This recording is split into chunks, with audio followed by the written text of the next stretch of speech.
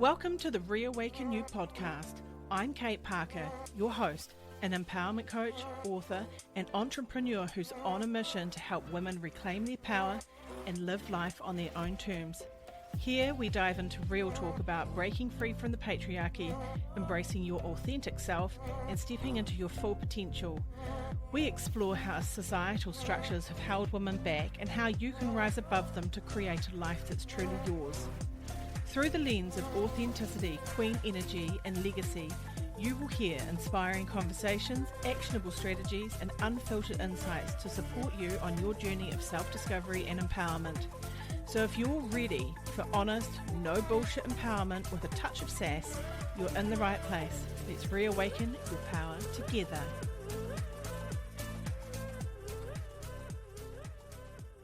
Hello, my beautiful queens, and welcome back to the podcast. Today, I want to talk about the woman who will not be diminished. I was ranting my voice notes about this last night while I was cooking, and I thought, I'm just going to record this and try and keep it cohesive. So, have you ever been told that you're too much, too loud, too opinionated, too emotional, too bold, maybe too ambitious, or maybe just too everything? Yeah, me too. Me too. Because somewhere along the lines, they decided that women should be easier to handle, softer around the edges, less convenient, less passionate, more agreeable, less powerful. And so we shrank. We reshaped ourselves again and again to fit into spaces that we thought we were supposed to be in. We wore politeness like armor, and we toned ourselves down so that we wouldn't be too much. We bent ourselves backwards, sideways, smaller, all in the hope that someone would finally say, "There, now you're enough." But you know what? You were never too much. They were just simply never enough to meet your magnitude. And maybe, just maybe, the people who made you feel like you were too much were never really your people. Have you ever stopped to ask yourself, what if it's not me? What if it's the environment I've been trying to bloom in? Because, my love, you do not have to stay anywhere that keeps you small. Not in the friendship circle rooted in gossip and not growth. Not in the church that worships control more than compassion. Not in the coffee group that side-eyes your ambition. Not in the job that slowly chips away at your joy. Not in the relationship that asks you to shrink for someone else's comfort. But let's also be honest that it's not just people, right, that do this. It's the world that we live in. It's the way the world communicates with us. We live in an environment that constantly tells women we are not enough. Not beautiful enough, not tall enough, not blonde enough, not smooth skinned enough, not effortlessly sexy enough, not successful enough, not anything enough. And so we try and fix ourselves. We adjust, we adapt, we hide, we highlight, we dye our grey hair, we contour our faces, we spend money we don't have on clothes that we think might make us finally feel worthy. We inject poison into our skin to erase the evidence that we've lived. We go under the knife, or at least consider it, all because we've been sold the lie that women must work harder to deserve their space. Meanwhile, men are told that they age like fine wine, that they're allowed to grow wise, to grey, to expand. And we're told that we expire. This world, this environment that we live in, it's steeped in systems designed to make women feel like we're always chasing, always striving, but that we're never quite there. And the thing is, it's exhausting. And it's not your fault. You were never meant to be small enough to fit in someone else's idea of worth. So anyway, back to the people, right? At a minimum, get boundaries in place. Strong ones, loving ones, sacred ones. But if it's still not safe, if it's still suffocating your spirit, you need to walk out that door. You need to leave. You are not here to be loyal to your own diminishment. You are here to rise. And I know, leaving is scary. And you might worry, well, what if I walk away and there's no one else? Or what if I lose everything? Or what if I'm alone? But that, my love, is just fear talking, and fear lies. I can promise you this. The more authentic you become, the more magnetic you become. You will find your people. The ones who see your light and they don't flinch. The ones who cheer you on when you dream bigger. The ones who hold space for your breakdowns and they pour champagne over your breakthroughs. The ones who say, more please. But first, we need to do something brave. We need to assess our lives. We need to sit down with ourselves with no performance, no pretending, and we need to ask the hard questions. Where am I shrinking to make others comfortable? Where have I built my life around expectations that were never mine? Where is my body contracting because I don't fit in their box? Where am I still trying to belong when I was born to lead? And once we've asked, we need to decide. Some simple decisions, will be enough. Clear boundaries, honest conversations, more no and less justification. But others will be harder. Others will mean ending relationships, leaving jobs, walking away from groups that you've outgrown. And yeah, sometimes it means walking away from people that you've loved. But here's the thing, no one ever told us that we had to keep the same circle our whole lives. And no one ever said that we had to live and die in the same space. You're allowed to evolve.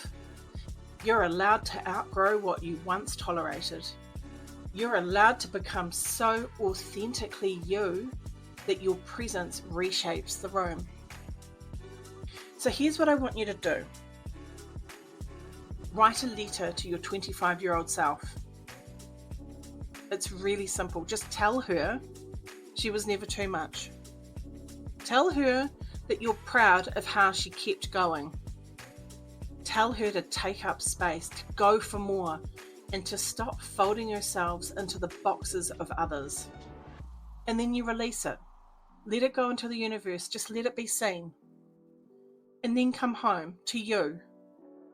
We need to tune into ourselves. We all have the answers within us. Ask yourself, is this environment right for me? Or is it not right for me? And then you listen. Listen to your intuition. Your intuition will never lead you down the wrong path. But you can't come at it from fear. You need to come at it from abundance and trust that you already know. Trust that your next move is already waiting for you. And if the environment is not right, then ask the deeper questions. What is going on in this space that is stunting my growth? What energy here makes me contract instead of expand? And when those answers rise, you listen again. Because the answers come from you, not from others, not from social media, not from external validation. And yet you can brainstorm and you can lean into your circle for support, but ultimately the decision must always come from within. Your instincts, your gut, they're never going to lead you astray, right? If your gut says something isn't working and your mind starts whispering the next step, then take it. Act on it, trust it, move. And here's something else that we often forget.